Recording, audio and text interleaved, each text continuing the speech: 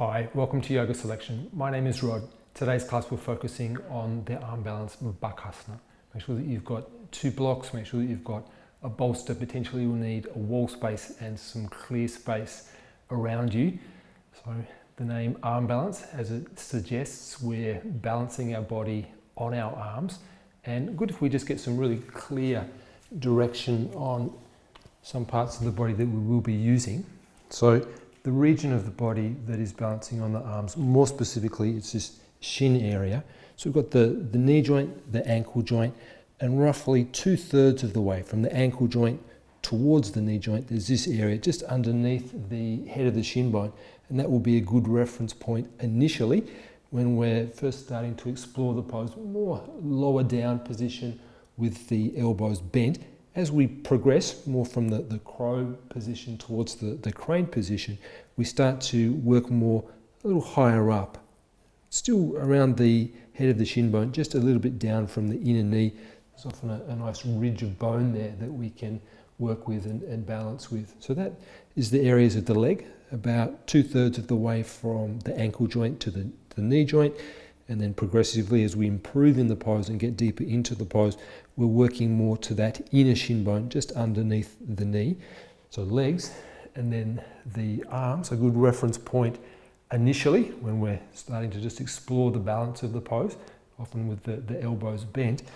It's the triceps region, so the triceps here more towards the back of the arm, and a good clear reference point when we refer to the triceps in the tutorial, this region about halfway between the elbow joint and the shoulder socket. And then as we get more refined with the pose, start to get further into the pose, and often then with the elbows more straight, it's this join between the triceps and the deltoid muscle, this one here, triceps here, deltoid here, and there's that nice groove where those two muscles join, and that's the area that we'll be working with more. It's actually closer to the outer armpit, and if we do refer to the outer armpit, that's the region that I'm referring to. There's a bit of a notch there that the knees can squeeze into and grip and balance from.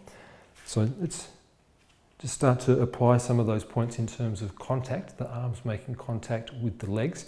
We'll stand initially with the feet hip width. Setting up in Bakasana with the feet apart often means that we can bring both of the arms in together at the same time. Eventually the pose, we're doing it with the feet together. Often then we'll bring in one shoulder at a time, position one arm and shoulder at a time. Let's start feet hip width. We need to bend the knees and just make that contact with the triceps muscle, both of them onto the shin bones. And then we just slide the triceps down the shin bone and find those two reference points. It's that area about 2/3 of the way from the ankle to the knee, and it's the halfway point of the triceps. We notice that the shoulders are sitting neatly between the inner knees. The knees are just a little bit wider than the shoulders. The elbows have come across to the outer shin. We then bring our hands down to the floor. We've got the elbows bent. The hands are roughly shoulder width. Then you might just need to look to the screen to get this next action. It's a bit of a dragging action, and all I'm doing is I'll do it one hand at a time. Drag the hands back, and I'm more firmly wedging my upper arms back into the shins. Then as I squeeze my knees, I can start to feel those areas that are more useful when we get deeper into the pose. That area, the inner knee, inner shin bone right near the knee joint, I can feel my knees pressing into that outer armpit area. I can let my weight lean forwards a little, and to stop me from toppling forwards, I'm pressing my upper arms back into my shins. And I can already get a sense of being able to balance myself so that I'm not falling backwards and not falling forwards. Okay, and then let's come up, and just so that we can explore some of the actions of the pose without being too challenged in the pose. Let's get our blocks. We'll stack one on top of the other. Then coming to sit onto the blocks. Again, let's have the feet apart. We'll go a little narrower this time, more of an exact hip width distance. For the shoulders to fit in between the knees need to come apart. We reach through the arms sliding the triceps muscle down the shin bone, and find those reference point, 2/3 of the way up the shin bone, halfway point of the triceps, hands to the floor. Then one hand at a time, we'll drag the hands back, wedging, jamming the upper arm back into the shin bone, and we resist with the arms and press with the knees. The action with the knees, it's more of a squeezing action. We're squeezing the knees back into the shoulders, resisting with the arms and squeezing with the knees. Okay, and then release. Let's come back up, bring the feet this time together. Notice when the knees come apart, the inner foot, it even lifts a little bit off the floor. So the weight by necessity needs to come to the outer foot. Let's bring the arms in this time one at a time. First the right one, drag it down the shin bone, hand to the floor, and then the left one, triceps down. So we're making ourselves compact, and then we tighten the pose by jamming, walking the hands back into the shins. The upper arms, they press into the shins. The knees, they squeeze back towards the shoulders. The feet extend now the big toe bases back down to the floor. And notice the lift that we're starting to generate now. Shoulders stay down, the spine is lifting up. Okay, and let's now have a look at balancing in the pose. And balance, a really important aspect of the pose, more important than the sense of lifting. There is an element of lift in Bakasana, but initially we make the best progress treating the pose like a balancing pose. In terms of balancing, the biggest difficulty initially and potential fear initially is that one of toppling forwards and face planting into the floor. So good if we take that into account and give ourselves a little bit of insurance in that respect. We've got the two flat blocks that we were just sitting on, and we'll lay the bolster on top, and this will just be a nice firm but soft support for the forehead to rest onto. I'm going to stand with the feet hip width apart, so toes are roughly the length of my own hand away from the start of the bolster. The bit of the bolster that your forehead will touch, good if it's got some support there, some height of the blocks, so you may need to adjust that distance according to the length of your bolster. We'll come into the pose, both arms at the same time. We bend the knees. Notice when the knees bend, they've also got to widen a little as the arms come down. Now, initially, we're going to work to stay quite low in the pose. That will help to give us a low center of gravity. We're working to balance the area 2/3 of the way to the knee on the halfway point of the triceps. And then all we're doing in a controlled way, just allowing our weight to transfer to the hands. We were just there a moment ago, letting our body weight lean forwards. And then we lift our heels higher and come up onto the toes, and then just lightly bringing the forehead to the support, the feet come off the floor, and then rocking back. And we can come forwards and backwards, and just getting a little sense of being able to balance the pose, control the pose so that the forehead doesn't come crashing down into the bolster. Notice how the weight needs to transfer from the heel of the hand to the fingertips. Notice how we don't want to leave any of the balance up to that point where the feet have suddenly left the floor. Let's break it down a little bit more. We come up onto the toes, and we're finding the balance with the tips of the toes touching the floor, and then we maintain the balance as the forehead comes off the floor. Okay, and then release down. Come back to standing. You can feel it, the triceps muscle. When it's loose, it's not a necessarily great foundation to get a foothold. There's a bit of sliding there on the skin and the muscle tissue as well. Much better if that area is firm and gripping as the shins are trying to find the balance. So with that in mind, let's come back to it. Feet still apart, bend the knees, slide the arms into position, place the hands to the floor.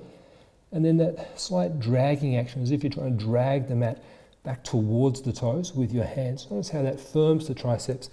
And then there are more even and secure support for you to lean forwards and into. This time see if you can just hover a little without the forehead touching the bolster. And then back down. So we've got there quite a good scope of working with the balance. Often you'll find the balance a little easier initially with the elbows bent and with the center of gravity lower. There is a bit going on there, so we've got to work with the arms, we've also got to work with the legs. Good also if we can just explore the pose in terms of more pure balance. So for that reason we're going to try working with a yoga belt. So let's grab a yoga belt.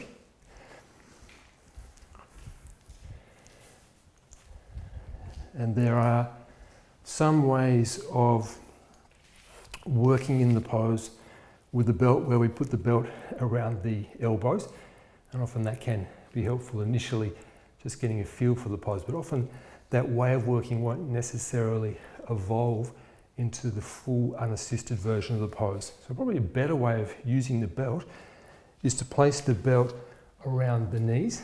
Now it will need to be quite a specific distance, the loop of the belt.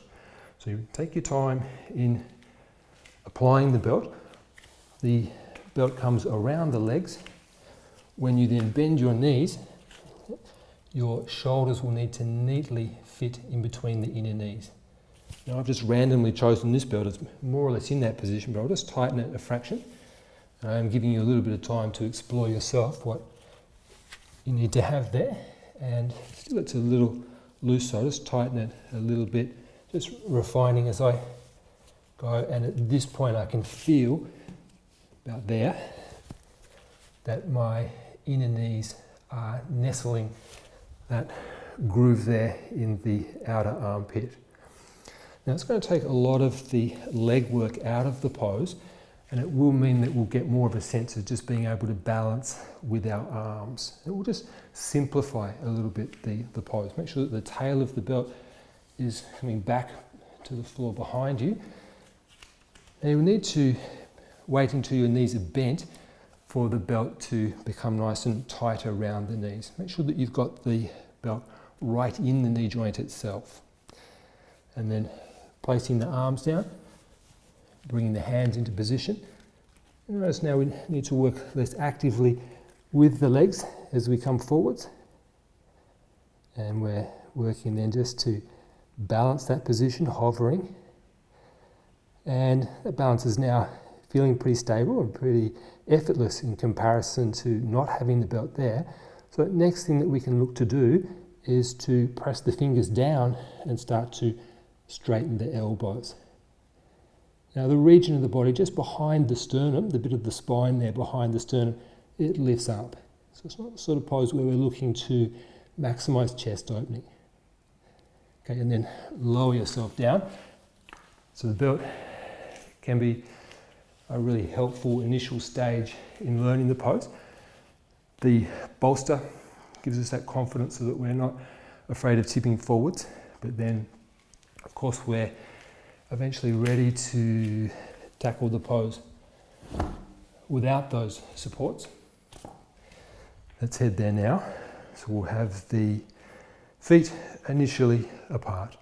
Let's go more of a narrow hip width distance. Now in the previous version of the pose, we've consciously allowed our feet to be apart. This time when we get up into the pose, we're going to make sure that eventually our feet come together so that the big toes and inner heels touch. So we bend the knees, we're sliding the triceps down the shins.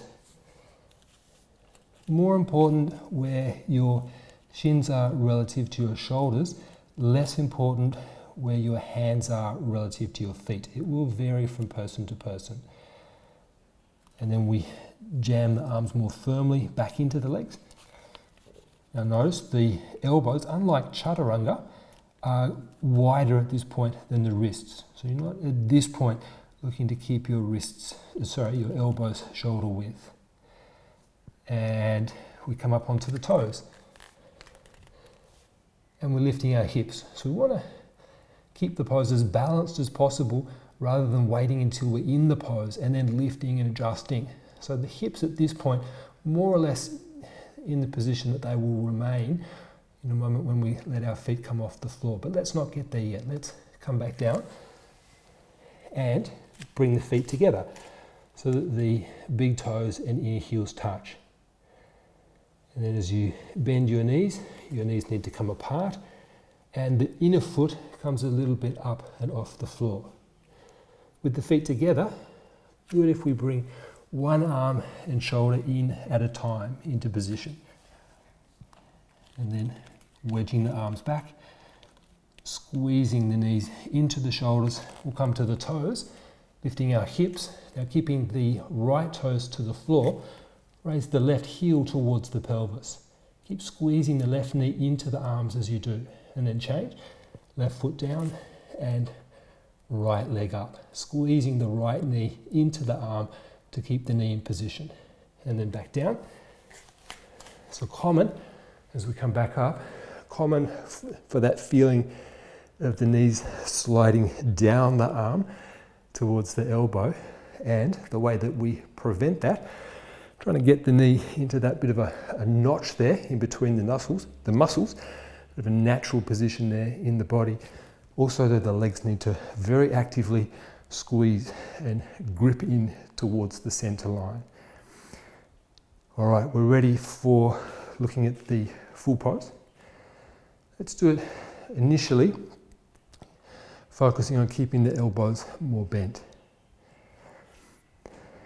Bend the knees, bringing the arms in one at a time, wedging the arms in position, come up onto the toes, lift your hips, raise one leg, and then the other leg, squeezing the knees against the arms. It's the inner shin bone against the outer armpit, and then releasing back down. And come back up. This time, once we've got control of the pose with the elbows bent, we're going to be straightening the elbows and lifting the body higher. As we do that, our weight needs to come more to our fingers. We need to find that simultaneous action. The knees, they are squeezing in towards the center line to get that little bit of extra height, the end part of the pose.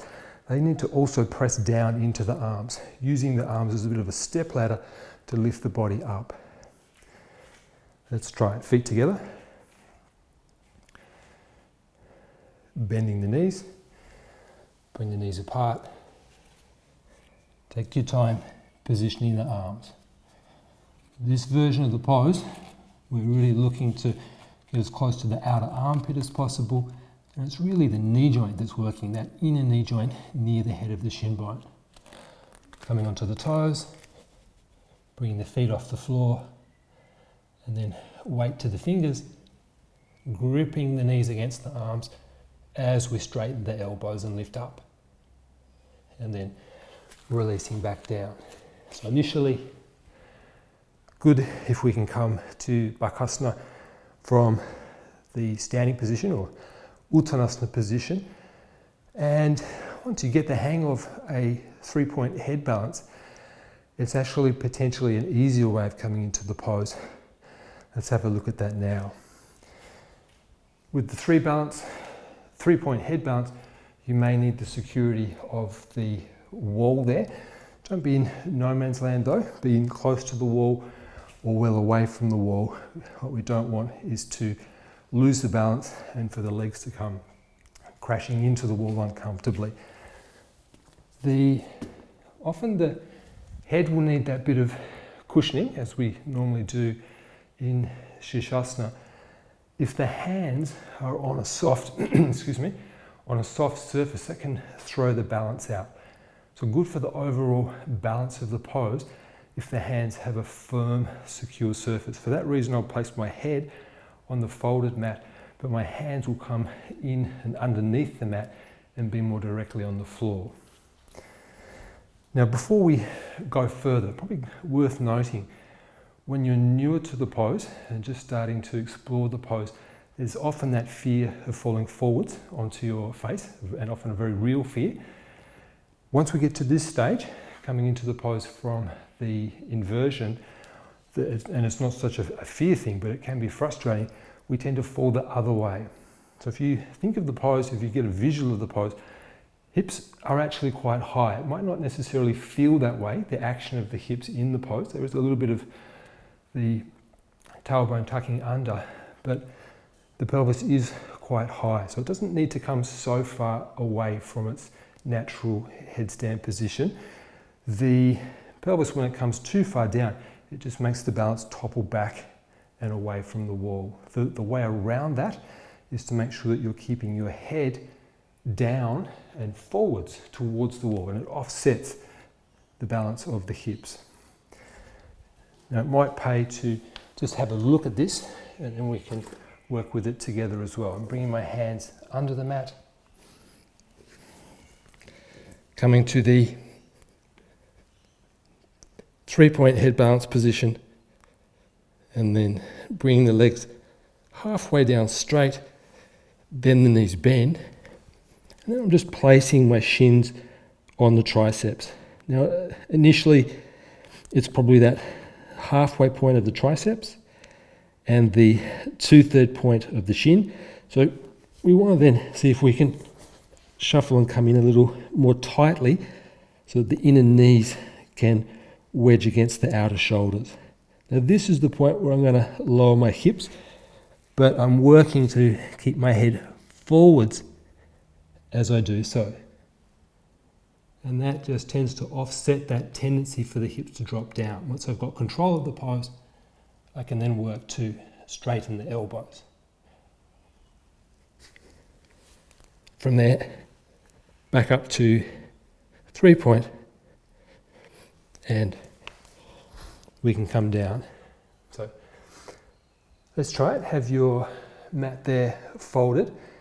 Now one thing I could really feel myself doing at that point where I was controlling the pose with my head position, I was even actually using my using my eyes. So at that point where my hips were lowering, just to give myself that little bit of extra control, I was actually with my eyes looking towards the eyebrow region. At that point where I started to come into the balance, my eyes were looking forwards towards the wall. Okay, let's try it, bringing the head down. Make sure that your elbows are directly over your wrists, the heels of the hands pressing firmly down. And then as you're ready, coming up to 3-point head balance. A moment just to arrive there. And then bringing the legs down, we bend the knees and dropping the shins into the upper arms. We then, one leg at a time, walk the legs more tightly in, the inner knee gripping that outer armpit area. Big toe bases, inner heels touching, as we then start to come forwards, bringing weight to the fingertips, looking with the eyes towards the wall. Once the head has come off the floor, then straightening the elbows. Bringing the head back down, back to 3-point. And then from there, coming all the way down. We'll go Virasana forwards. And of course the option now of experimenting further, it might be with that first stage, the elbows bent, working with the belt around the knees, working more independently, and then in time practicing the version of the pose from the 3-point head balance position. Okay, Bakasana. Thank you for practicing with Yoga Selection.